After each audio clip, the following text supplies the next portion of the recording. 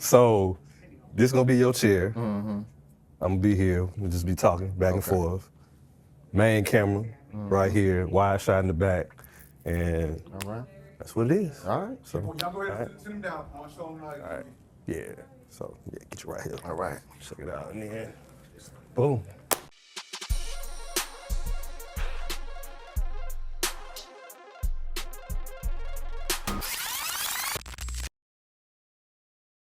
Yo, yo, yo, this is Under the Influence, a show about storytelling and messages, not alcoholic beverages. I am your host, Aquan Robinson. We are broadcasting live downtown Montgomery, One Court Square, Map 360. It is my pleasure, the honor, to introduce the homie, the community steward, the man, the myth, the legend, Kevin Dwayne the Kang. Okay. King. All right.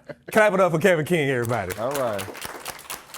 Thank you. Thank you. Yeah. So Thank before we get started, I want to make sure everybody knows, follow us on social media, _Under the Influence TV.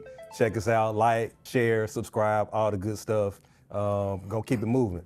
Kevin. What's up, man? What's up, homie? Hey, I'm here, man. Man, I'm so here. glad to have you. I'm so glad to have you. It's good to be here. So we're gonna get right into it. Let's talk about the brain, just kind of the backstory on the King's campus. Okay. Who you want me to start? Yeah, wherever you want to start, man. Your story. Let's get to it. All right. So I grew up doing art, Yep. and I stopped around 17 years old. Well-meaning adult said, Kevin, you need to pick a real major, get a real job. You can't make any money doing art. So I ended up going to Tuskegee, majoring in mechanical engineering. Yep. And around, shortly after that, life happened. Got married, had a child. And around 2013, my wife at the time purchased me some art supplies and said, I'm taking away your excuses for not creating. And that's kind of where the reintroduction of art started, and I started painting. Okay. And I realized I could actually paint. I thought I was just a sketch artist. And so in the middle of that, I would meet like these dope artists.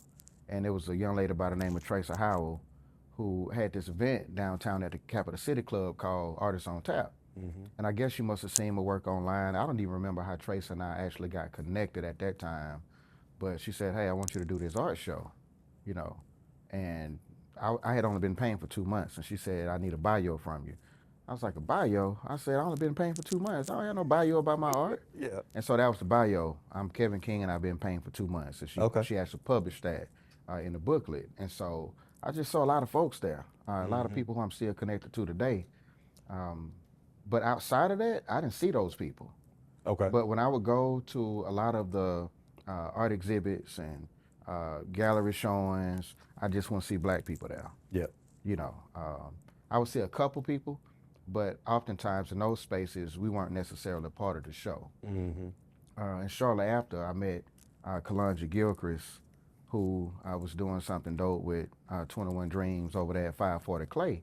And I noticed that a lot of the artists who were involved, like all of them were good. Right. And I guess, as my mentor Milton Barnes would say, these people had found a creative voice, it seemed. And so I said, man, who are the people who are like me?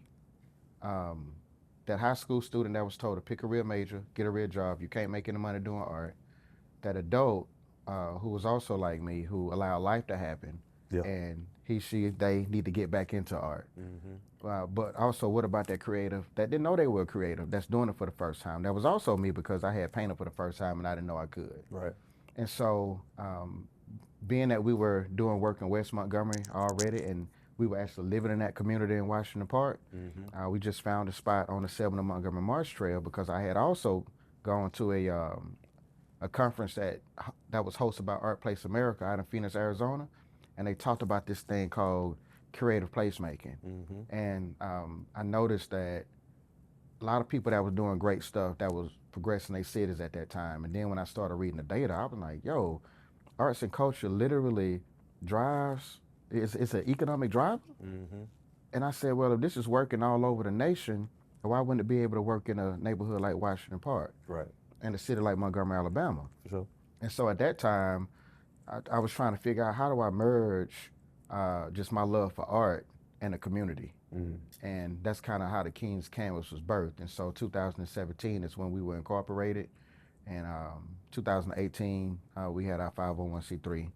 And I just started raising money for the King's Canvas because I wanted to be in a position to affect the art ecosystem by providing opportunity and access for underdeveloped and underexposed artists. And we didn't do it by ourselves. You know, Right.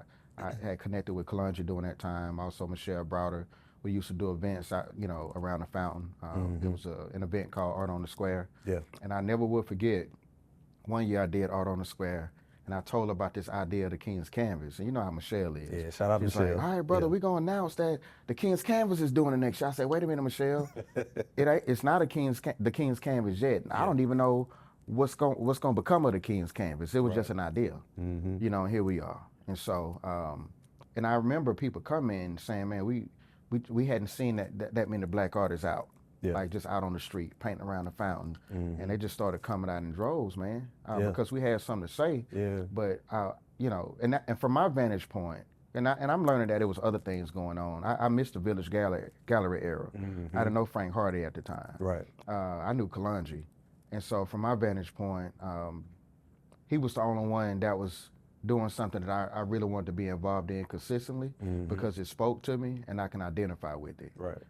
Everything else was cool. I love art, no matter what kind of art it is, but I couldn't identify with a lot of it. Yeah, it just didn't speak to you. It didn't speak to me, so Yeah. I gravitated towards Kalonji, I gravitated towards Michelle, and I needed to be able to have a place, a conducive place that artists can come and create while affecting the physical and social character or the landscape of our community. Yeah.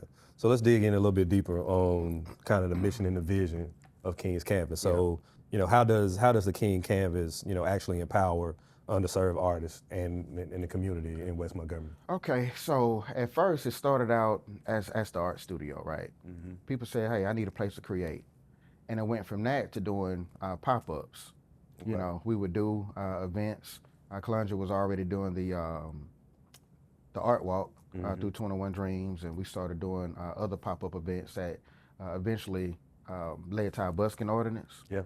You remember that. And so, you know, I remember artists used to make comments like, you know, Kevin, I made more money in these 2 hours than I make in a week on my job. Yeah. You know, every time we would do a pop-up event, that would happen. But I also took a small business startup class from a guy by the name of Boyd Stevens, and just kind of, you know, started implementing some business practices that I learned in that class within my personal art. And I said, yo, this is working for me. It can probably work for someone else.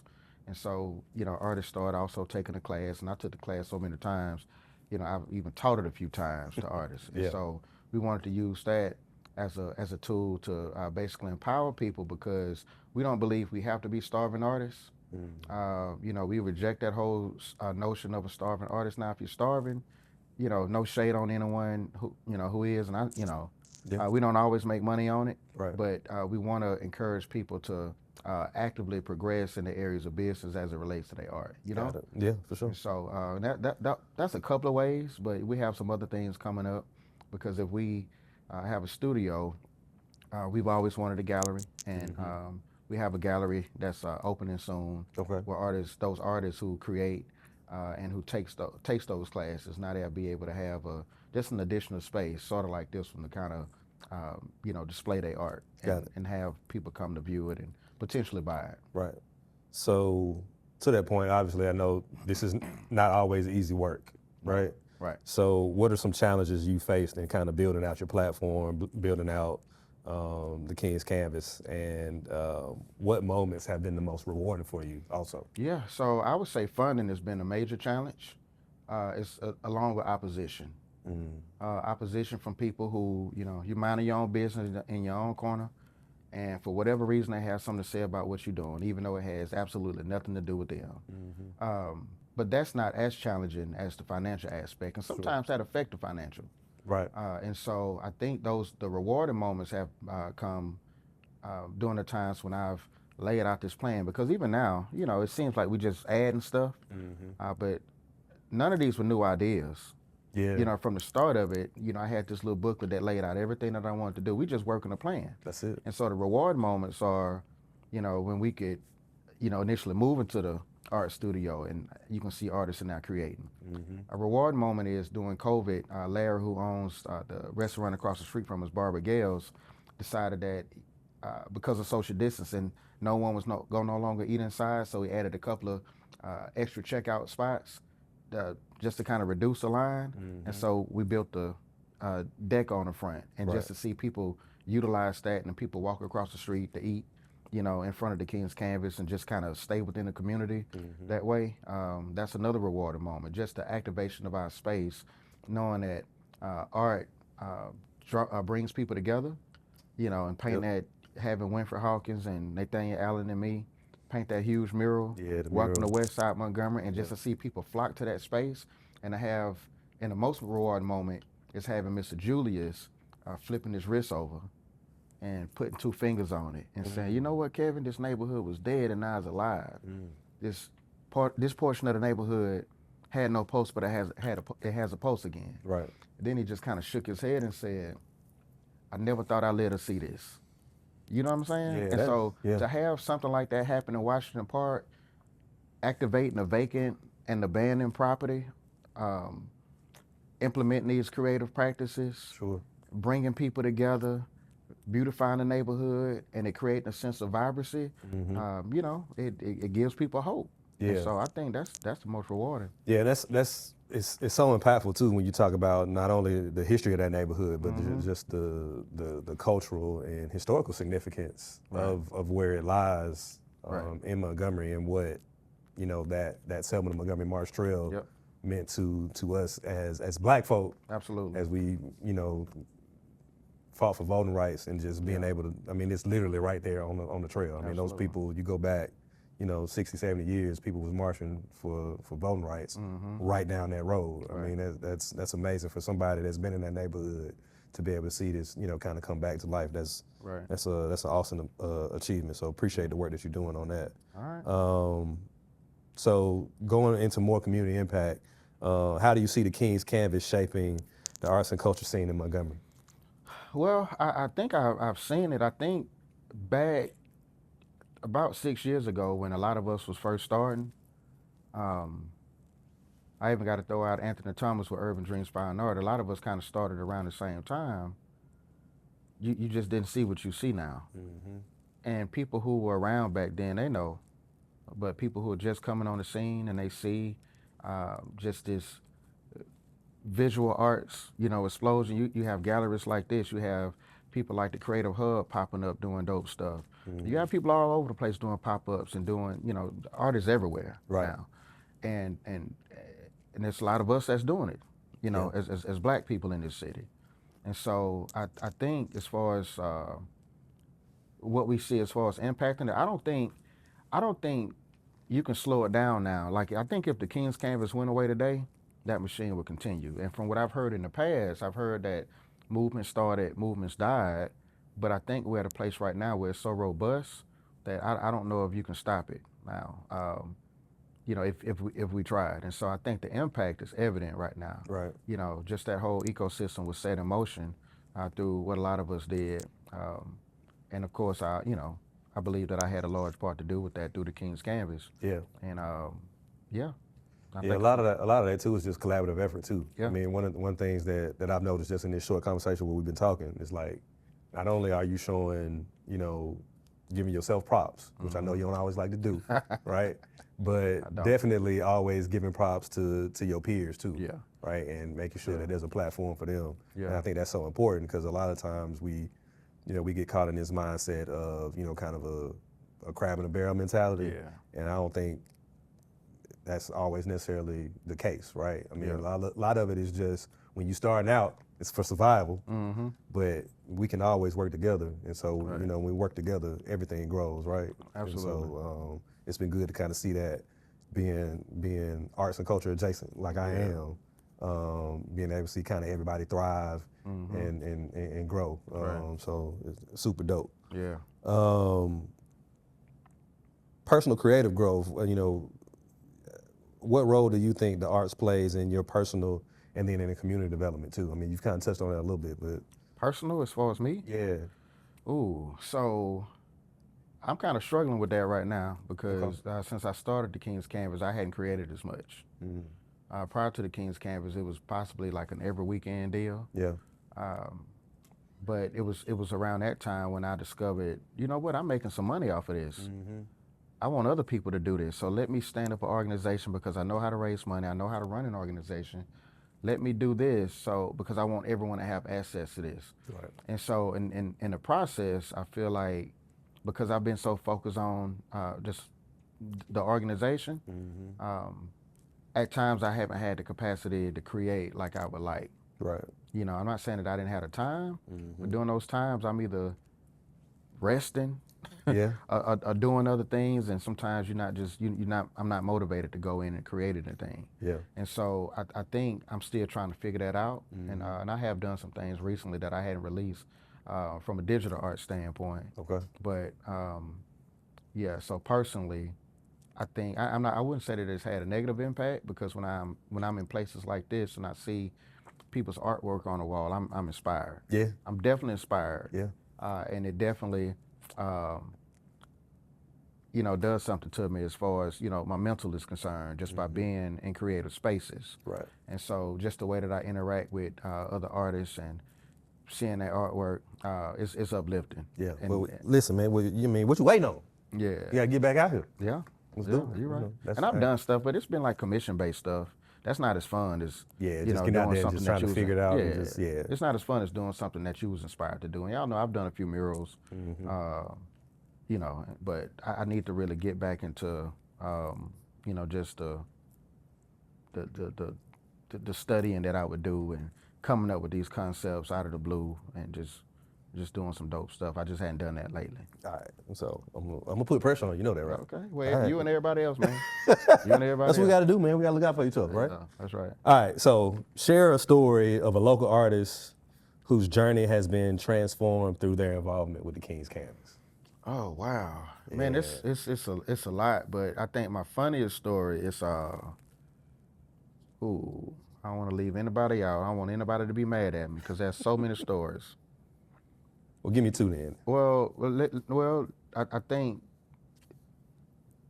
I'm gonna say Kirby Toes for one. Okay. I met Kirby through my little sister. I guess they were communicating and he was talking about his art journey and want to get into it, and she was like, "You met my brother Kevin?" I think they went to school together. Okay. But she's an accountant out in Texas now. You need to meet my brother Kevin. You need to get in contact with my brother Kevin. So some kind of way, we got in contact. Right. And I said, man, we have an event at the fountain. Just come on out, man, and just post up, paint live, display some of the work that you have. And he was a little bit nervous. Sometimes as artists, we kind of become timid. Yeah. We have social anxiety, and we don't know what to expect when we walk in spaces that we aren't familiar with. Yeah. And we don't know how people are going to respond to our work, and so we end up becoming a little sensitive to it. And so he called and he said, "Hey man, I don't think I'm gonna bring out any art. I think I'm gonna just come and peep the scene." And I can be a little rough sometimes. I can be a little rough. I said, what'd you say to him? I said a few things to him, but Now, what you say? man, I'm in a nutshell. I don't remember my exact words verbatim, Yeah. but I did tell him, man, it ain't no such thing as peeping the scene right That now. ain't how you said it, though. I don't remember exactly what I said. He can probably tell you how I said it. All right. But I basically told him, man, just come out here with your stuff. You peep the scene while you paint live and while you have your artwork out. You never know if somebody want to buy your work. You can get connected to people. This is how you network. Yeah. And he said, well, man, I don't have an easel. I said, oh, I got one at the King's Canvas. Yeah. Well, I don't have a table. I got a table too. Yeah. What you need, a chair? I said, I got that too. Yeah. What's your excuse? Yeah. And so he just laughed and he came out. And I witnessed him painting live, and he had his artwork. And I walked up to him and he was like, "Hey man, my painting sold." I said, "What painting?" "Well, the paint that I'm working on that's not done yet. They had already sold." Man, that's dope. And it's been pretty cool just to see his development and his growth and the artwork that he's kicked out. And we in a little group chat, a few of us, and he's always posting his work, and he's just getting better and better. Right. That's just one of them. But you also have people like I would say Lydell Bell, who I met through Kalonji. I guess he was a part of 21 Dreams. Okay. And doing, I guess, the art walks. Yeah. And, but, you know, when we got connected from a teaching artist standpoint, Valiant Cross ended up getting a grant. And Alana Taylor and I used to do the art classes over there for the high schoolers. But they got a grant one day, and he was like, man, now we can do art 5 days a week. I said, man, I ain't got time to do no art 5 days a week after school. Man, I got other stuff going on. Yeah. And so Alana basically, because she's an educator. Right. She's an art educator. Yeah. So she basically trained Lydell to go into the schools and to do art with the scholars over there at Valiant Cross, and he's still doing it. Yeah. And I think that was transformative to him. And he was the better person to do it. You know, I'm this 40-some-year-old bald head dude with the gray beard. But he looks like he's almost that age, and he likes anime. I don't really get into anime like that. Got it. Yeah. And so it was pretty cool just to have someone like him connect with those scholars. Yeah. And the things that have come out of it has been pretty cool and rewarding for him and those scholars. Dope. So, a couple more questions, then we're gonna transition. So, how do you ensure that your space remains inclusive and accessible to everybody in the Montgomery area? Well, if anyone need a space to paint, I don't turn them away. Yeah. I know I came in targeting black artists, but I mean, it's for anyone who needs a space. It's not just black artists that, you know, I never will forget, you know, Danielle Eberly. I would ride by there on a Sunday, and it was one of the dopest things I've ever seen. She would have her easel, her canvases on all of the easels, painting multiple paintings at a time. Yeah, that's crazy. You know, she's white. Yeah. But she needed the space. You know, Sky, Jeremiah's wife. Yeah. You know, she's utilized the space. She's painted there. I helped her do her first mural. Jeremiah and I did when she did the Angel Wings. The Angel Wings, yeah. Yeah, and so she came and talked to me about that, and you know, just kind of being the cheerleader and motivator that I am, I was like, okay, just like you said, what you waiting on? Like, what you waiting on? I help you do it. Yeah, I heard you say it. And we ended up doing that together. So it's definitely inclusive. But I'm unapologetically for my black people. Right. You know, but I do want to provide a sense of inclusivity when it comes to people who actually need it. Right. Now, if you feel like you just need to come over there because you're glad to be in the hood and it's dangerous and you just want to, no, that ain't the place for you. You got other places to go. Yeah. You know what I'm saying? For sure. But it's for the people who need it. Dope. All right. Long-term goal. What's your long-term goals for the King's Canvas? Long-term goals for the King's Canvas is long-term sustainability.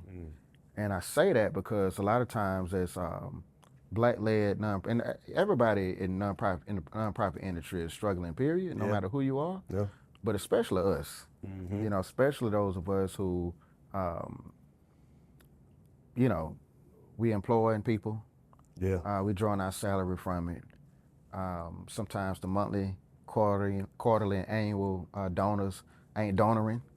Yeah. They're not giving. Yeah. Sometimes you can't get the grant. You know, you know, my homegirl Michelle would tell Kalonji and I, like, you live by the grant, you die by the grant, right? That's true. Yeah. And so we have to go outside to get funding and connect with people who can bring, you know, we can bring those funds back to the city to maintain what we're doing. So as far as the long-term goals of the King's Canvas, a lot of those things are being fulfilled right now.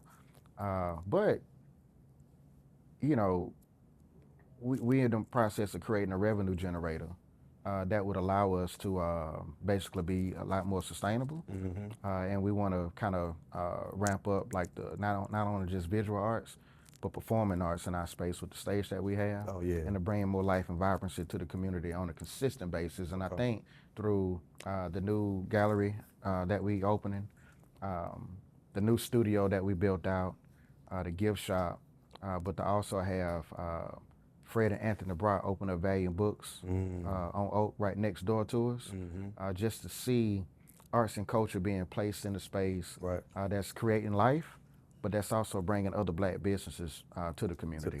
So the long-term goal is to not have any vacant or abandoned properties in the neighborhood and to demonstrate that through the creative practices that we've been implementing, that we don't have to. Right. You know, we don't always have to be downtown. Yeah, that's right. You know what I'm saying? That's right. Old school cat that hangs out at the tire shop or at the mechanic shop next to us. He was out there one day and he was just in amazement. He was like, man, you need to take a picture of this.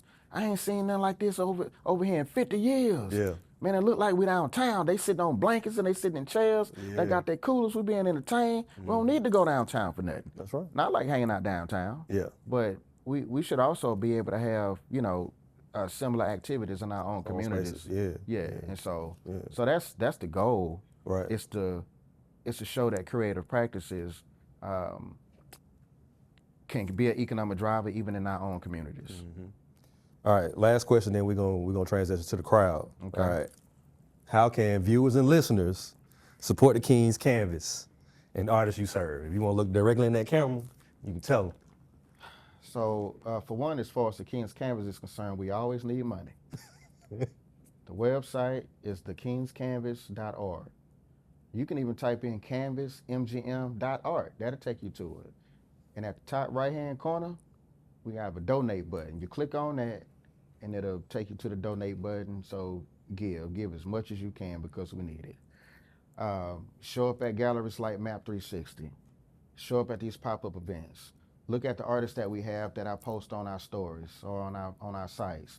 Buy art from them. Commission art from them. Buy original works from them. That's how you can support them. Yeah. The dead artists. I mean, they dead, right? So support. They dead. They don't need the money for real. Support the living artists. You know what I'm saying? And so I think that's what we need to do a better job of is, we can clap it up for somebody and say, oh, that's nice. But spend some money with these artists. Dope. Yeah. Be sure to like, comment, and subscribe to the Under the Influence podcast. Check out our season 2 episodes, now streaming on all platforms. All right. Question and answer from the audience. All right. It's that time. Gonna poll the audience. Anybody got some questions? All right. So question was, what have you learned from your own personal artistic journey, and how can you pass that information on to become an artist? I think the biggest thing I learned is not to allow other people to tell you that you shouldn't do art. Yeah, okay. And I don't even think anyone told me, Kevin, don't do it. They just said you can't make a living off of it, so do something else. Right. And so, I would really encourage artists to just to not give up on their dreams. And I know that sounds cliche, but along with that, I do think that we have to align ourselves with the right mentors and systems and business practices that'll get us where we need to go as we are constantly consistent and create works, right? Because you know how it is. The more and more you create, the better you get. And along with doing that, if you're aligning yourself, with the right entities that'll help propel that, I would ask people to really use that as an opportunity to connect with people and to network with people, because sometimes as artists, we like to get to ourselves. We,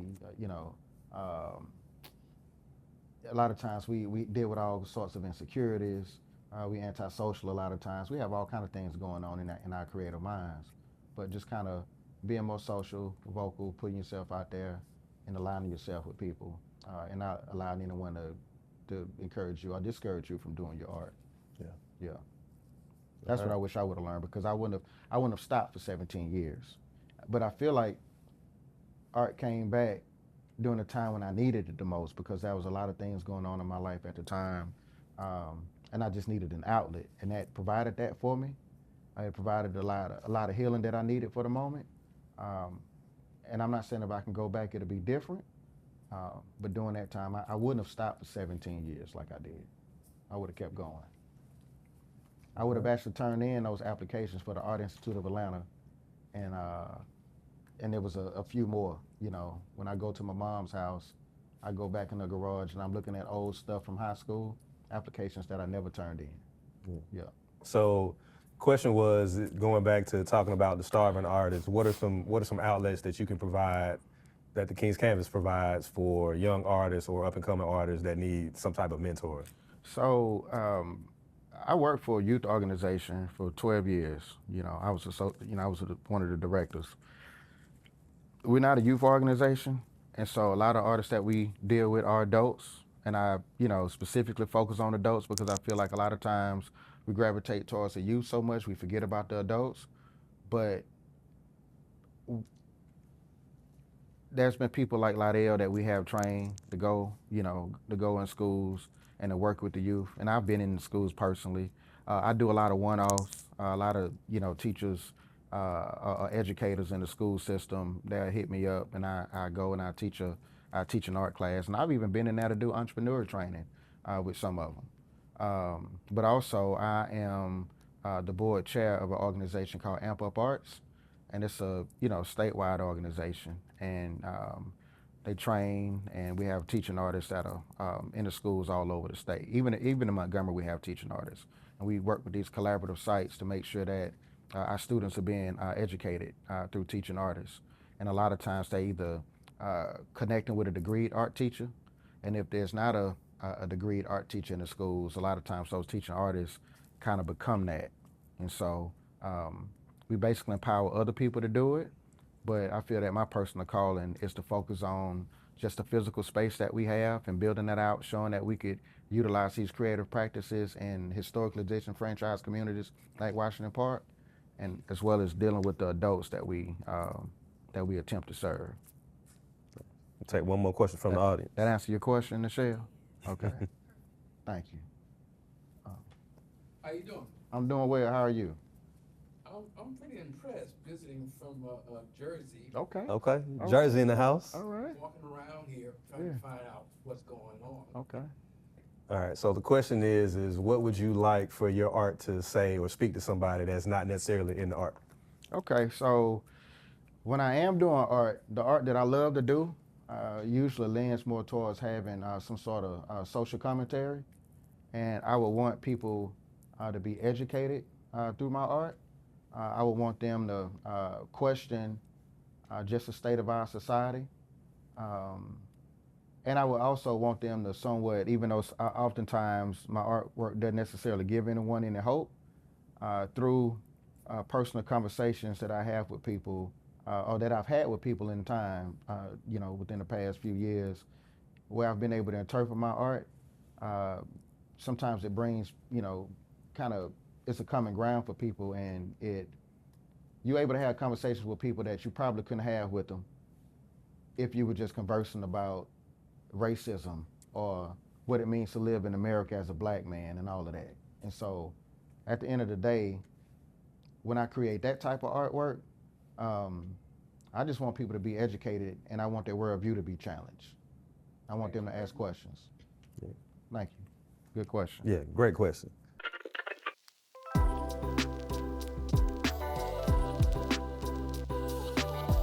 All right, moving on. It's one of my favorite segments of the show. Okay. Top influences. All right, so we're gonna start. I want you to just give me your top 3, and it can be general influences, just personal influence. Personal influences. Yeah, Oh. it's top 3. Like local or? Whatever you want to give me. Just give me 3. Well, I'm gonna stick with all local because I feel like these people have shaped who I am. I would definitely say Boyd Stevens because of the just the entrepreneurial side. Yeah. Right. I would say Kalonji because I think, at the time, I don't even know how overt it was, but you have 21 Dreams, you had the King's Canvas, and people may, I guess in the beginning would say, man, isn't that the same thing? Yeah. And it's not. Right. But I know for me, just the collaborative efforts that we've had kind of silenced a lot of that. Right. You understand what I'm saying? Mm-hmm. And I was deeply impacted and influenced by what he's doing. And, I would also say Michelle. Yeah. Especially bringing in that activism Piece. piece, Mm-hmm. and understanding that, and we quote it different ways, but Nina Simone says, it's a artist's duty to reflect the times, to paraphrase, and just kind of constantly being reminded that art can be utilized to push social change. Yeah, sure. Yeah. All right. All very, very dope people and Yeah. very dope answers. So Yeah. awesome. All right.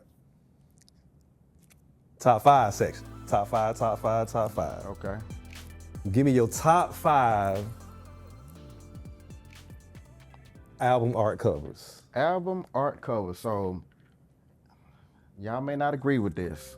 I'm personally connected to this album cover. Okay. I would say Too Short's Okay. Short Dogs in the House. Yeah. All right. Right? Because that's the first time I saw just a bunch of, dogs being personified as people. Yeah. Yeah. with the big cell phones and the Yeah. Mercedeses and the dog house in the back. And I remember, being in middle school, I think I was in middle school when that came out, drawing that album cover. And it's pretty cool because the guy who drew that album cover for Too Short is from Cali, but he and his wife run a gallery in York, Alabama right now. Oh, wow. Brother Bose. Okay. And I got a chance to meet him and say, yo, you influenced my style. That's dope. As a child, because I took like that same style, and I used to love drawing like these sceneries of people having a party. Right. You know what I'm saying? And I got that style directly from what he had done with that cover. Okay. So I think that's why that's my top, because that was the first time I had seen that art on album covers. I would say AT Aliens. Yep. Just Outkast. I would say, I had 5. We got time. I had 5. Yeah. I would say,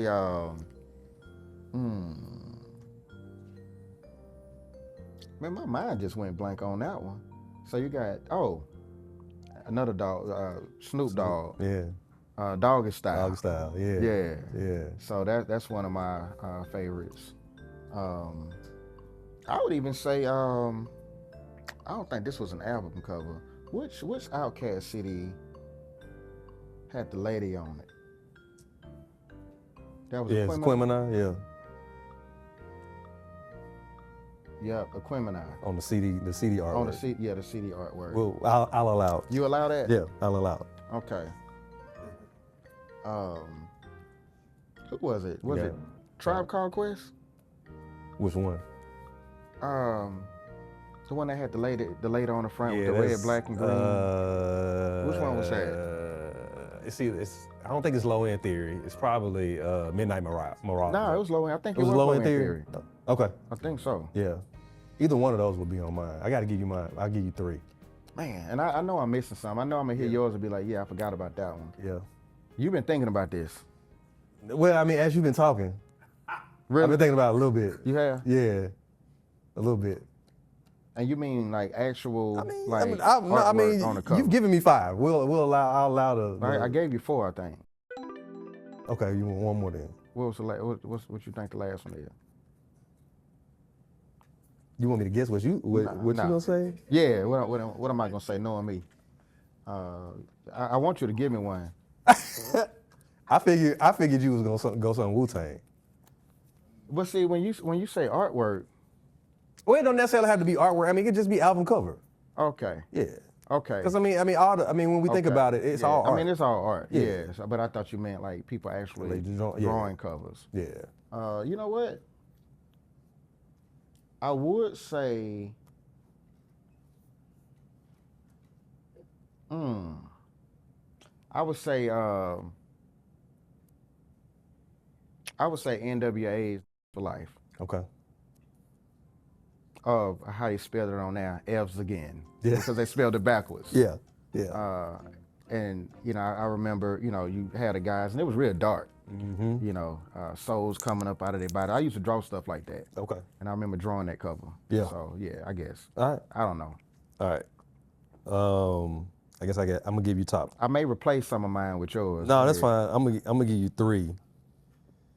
And this is a lot harder than what you really think it is, right? Okay. Like when we're trying to figure it out, because you can't just pin down.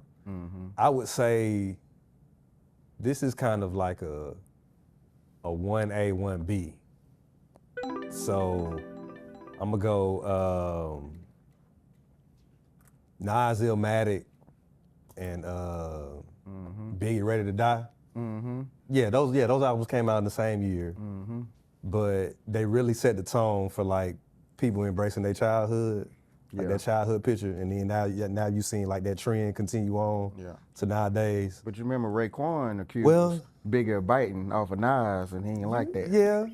I mean, because Nas did come first. Yeah, he did come Yeah, first. but I mean, Biggie was a much younger version than with Nas, but Right. still, I think that's why I did 1A, 1B for that very point. I'm gonna go stylistically wise, how it changed. I just can't pinpoint one, but like the No Limit albums, right? Yeah. Like how they changed the game on like how like album covers were presented and packaged. Really, you know, we had the plastic, the different type of plastic with the covers. Yeah. Wu-Tang too easy. We off in the side. If I'm gonna go a Wu-Tang album, I'll probably go with one of the Jizza albums. Yeah. Liquid Swords. Yeah, Liquid Swords. That's right, Liquid Swords. Is always about that one. is always dope. I'm gonna replace. I like to replace which one that wasn't. I like to replace the F's again with Liquid Okay. Swords because it was actually drawn art. Yeah, that was dope. That was a dope one. Yeah. I feel like I got an honorable mention in there somewhere. We keep going, but you know, I don't want to take up too much time. But you know, again, listen. Before we wrap it up, I want you to tell the people one more time how they can follow you on social media, how they can give back, and how they can support you moving forward. You can follow us at The King's Canvas on Instagram, Facebook, TikTok, and Canvas MGM on X, formerly known as Twitter. It's always gonna be Twitter to me. Twitter? Yeah, okay. The King's Canvas. You have to add the "the" because, you know, people call us King's Canvas, but put the THE in front of it, Yeah, right? yeah. Yeah, and you can give by just clicking on our website, thekingscanvas.org, or canvasmgm.art. And you go to the website, click donate, top right hand portion of the screen. New merch coming soon? You know what? So I actually have some. So I wouldn't have worn this shirt, but I got someone to do some vinyl, the black ones that I have. Yeah. And she just kind of had this shirt laying around and she threw it in there. And I said, I was like, I ain't wearing that shirt. But then I looked at it, I was like, you know what? I think I like that shirt. Yeah, man, because you know, know what I'm normally you saying? keep it, you Yeah. know, with the black or the Right, purple, but right. or gray. But Yeah. I like that. Switch it up a little bit. We do have merch coming. Obviously, we have to, if we have a store, a gift shop opening, we have to have it. And Aquan's wife, Kim, is the one who's building it out for me. She's my chairperson for the board. So, Shout out to Madam Chairwoman. Madam Chairwoman. Yeah. So, listen, Kev, we appreciate your time. We appreciate you having me, my boy. All good. That's a wrap. Yeah. Under the Influence. Under the Influence. Check us out next show. Open this thing. Peace. So, yeah. Easy, right? Yeah. Hill.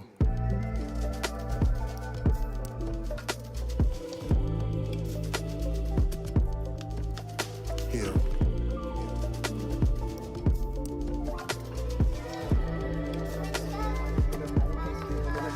It's conversational, man. How I do? Yeah, you did good. Everybody asks that. How I do? I be so nervous. It ain't that bad. You brought the people out. That's why you were nervous. Oh, man. Thank y'all for coming. Yeah, it was all good. Give Appreciate yourselves it. a hand. Yeah, clap Give it up here. yourselves a hand. Yeah. Yeah. Yeah, You got Jersey in the house. yeah.